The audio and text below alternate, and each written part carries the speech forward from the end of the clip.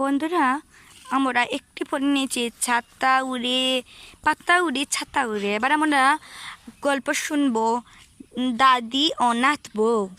দাদি ও নাথ বউ লিখেছেন সুলতানা জাকিয়া, আঁকিয়েছেন অনাহিদ জাফরি।